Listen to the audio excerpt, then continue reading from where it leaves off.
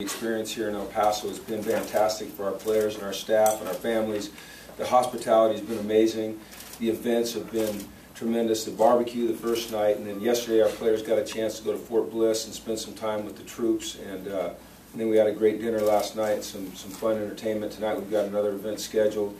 And I think our players are really enjoying it. And great challenge ahead for us. On the 31st, playing a tremendous Virginia Tech team. It's a team and a coach that I've looked to with a lot of respect for many, many years. I've had a chance to coach a lot of Virginia Tech players, and they're all the same. Tough, disciplined, very smart football players. It goes back, we were talking about some of the guys. Jim Druckenmiller was another guy who was around. John Engelberger, Mike Vick, D'Angelo Hall, Jimmy Williams. And so I've in scouting those guys, have watched a lot of Virginia Tech football, and their teams always play hard, they always play physical, they play with great discipline and great passion. I think it's a reflection of, in my opinion, one of the greatest coaches of all time. So I'm really honored to be sharing the same podium with him here today. But it's been a good week so far, and we're really looking forward to the game on the 31st. Our kids are locked in, and we've had some good practices, and we've got to finish off the week in the right way. So. Jim, from looking on the outside, the consistency that Frank has had at the program, how impressive is that from another coach's point of view? Well, it's extremely impressive, especially for me because I'm new to the college game. And I'd love to pick his brain and find out how you build what he's been able to build. Because it's truly impressive, and there is a consistency every year. And it's a school that graduates their players. And you talked about, somebody asked the question about expectations, and they seem to meet those expectations year after year after year, and it's really impressive, and I think there's a lot that I can learn. What do you see when you look at the secondary, and particularly those freshman corners that people have been asking about? Skilled players. We're used to playing young players. We start 3 true freshmen on the offensive line. They start some young guys in the secondary, as you said, but as Coach Beamer said, when you recruit good football players, you need to get them on the field quickly because you're not going to have them forever. And we don't put in limitations on our young guys. We actually put some pretty high expectations on them, and I think they'll raise their game up to that level. And I think they've got really good football players back there. I think that a lot of what they're able to do in the secondary is a product of their pass rush.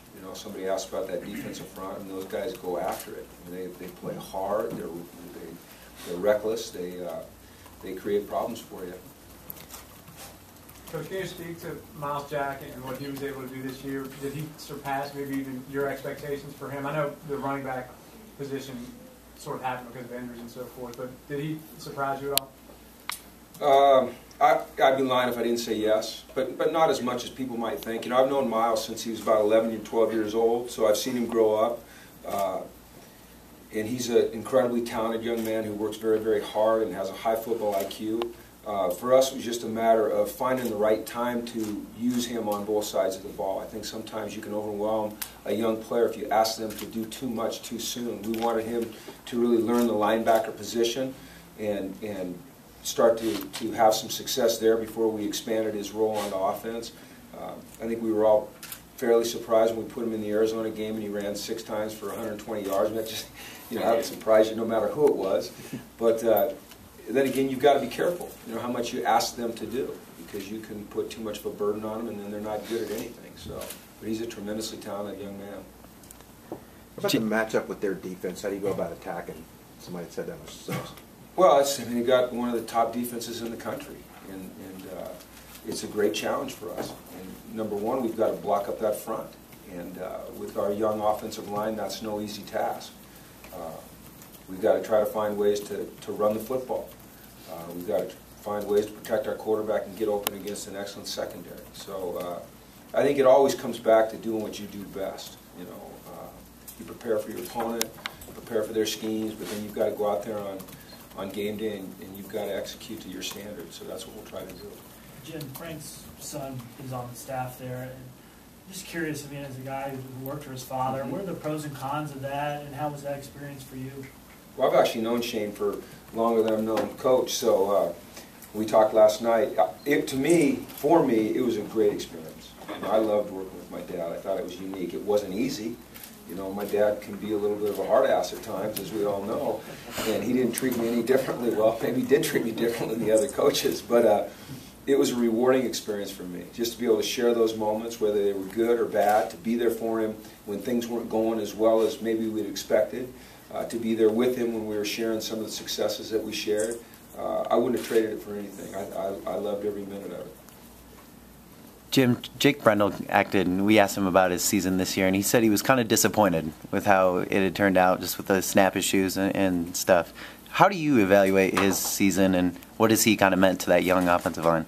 I think he's meant a lot more than he'd ever lead on. Yeah, he had snap issues early. He's gotten those corrected. We haven't had any problems with that in a long time. You know, Jake does so many things that nobody ever notices. You know, things in the meeting room, leadership things, the way he practices, the way he leads by example. If he's disappointed in his performance, it can only be because early in the season he wasn't snapping the ball as consistently as we'd like. But Jake is, you know, he's a redshirt sophomore. He was voted a captain. You know, that doesn't happen. Your teammates don't vote you a captain unless you have some sort of positive influence on them and on that locker room, and Jake certainly does. Coach, they have a quarterback who's kind of built like a linebacker. How do you prepare for that? Do you do anything different? Well, he can throw it, he can run it, he's big, he's physical, as you said. No, I mean, you just, you've got, defense is about being disciplined, playing hard, tackling well, and I don't really care who you play, you've got to do those things. You know, but with this guy, as mobile as he is and as big as he is, it's important that we're good with our eyes, we don't cheat in our zones, we take care of our responsibilities, and try to hem him up, but it's certainly going to be a great challenge.